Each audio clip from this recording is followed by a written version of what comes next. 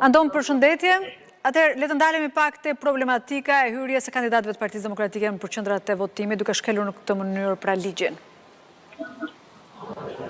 Po, ka patur një sër problematikash, të cilat kanë ardhur nga kandidatë të Partisë Demokratike dhe kryesisht në qarkun e Fierit, thuaj se të gjithë kandidatët kanë hyrë në qendra votimi në qarkun e Fierit, por edhe në Tiranë, siç ishte situata e Vorrës me sekretarin e përgjithshëm të Partisë Demokratike Flamur Noka, dhe nga informacionet nuk kanë patur asnjë indicie apo nuk ka patur një situatë në qendrat e votimit ku ata kanë mëstyr, madje thjesht janë konfliktuar me komisioner të Partisë Socialiste, që solli edhe në vendimin ekstrem në Vorë për të akredituar të gjithë vëzhguesit në Vorë. Megjithatë, nuk ka patur asnjë sqarim apo asnjë reagim nga Stelia Blu, nga Partia Demokratike. Sali Berisha pas një pauze prej 5 orësh ka mbërritur në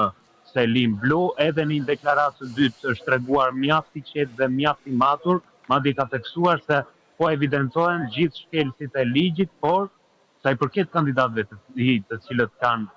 hyrë në qendrat e votimit, dhe këtu theksojnë Flamur Noka, Luan Baçi apo Eduard Sharka apo edhe disa kandidatë të tjerë në qarkun e Fierit. Zana Numani, Silva Hasa e të tjerë. Po, kanë qenë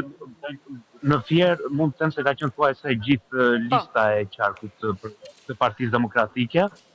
dhe reagimet ka qenë mjaft të buta të zotit Berisha, por e çuditshme është edhe pauza që ai mori prej 5 orësh për të lënë Selim Blu dhe për të shkuar në banesën e tij. Megjithatë, ai ka theksuar se po evidentohen të gjitha rastet, madje përmendi se ka edhe vëzhgues ndërkombëtar të cilët do të japin le ta themi gjykimin apo rekomandimet për çështjet e evidentuara, sidomos në Vorë, por edhe në Fier, por nga informacionet që kam edhe në qarqe të tjera, dhe madje dua të marr pak shkaz nga Vora, për shkak se një informacion i fundit që më vjen tani është se Partia Demokratike po përgatit një shkresë për t'ia dërguar Komisionit Qendror të Zgjedhjeve për të shtyrë shpalljen e rezultatit në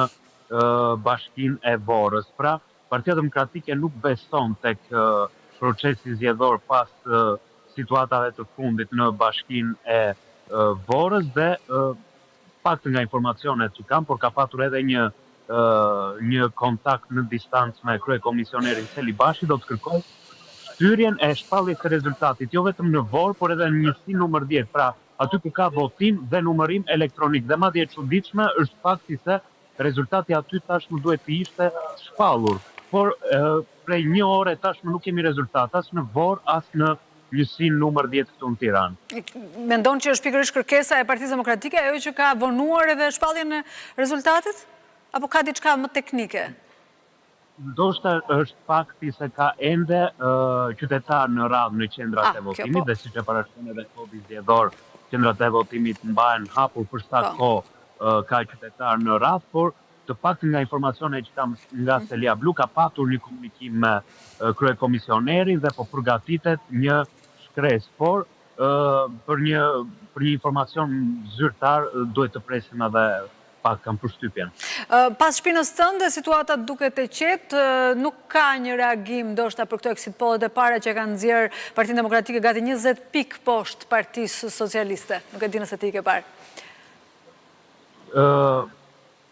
Duket një mungesë entuziazmi të paktën Selim Blu në Partinë Demokratike, ndryshe nga vitet e tjera, apo qoftë edhe nga viti 2023 ku Sali Berisha shpalli fitoren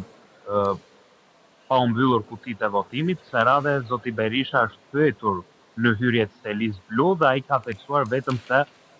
ka një gëzim nga të gjithë qytetarët, por refuzoi të theksoj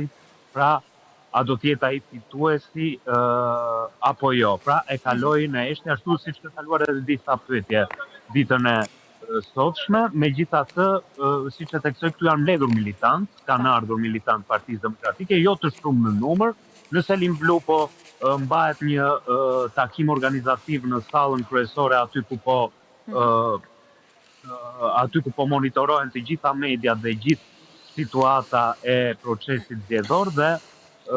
do të kemi së shpejti, kam përshtypjen, një deklarata apo konferencë nga Krye Demokrati për të cilin jemi në pritje. Faleminderit Andon Kello, direkt nga selia e Partisë Demokratike, ndërkohë Departamenti Amerikan e Shtetit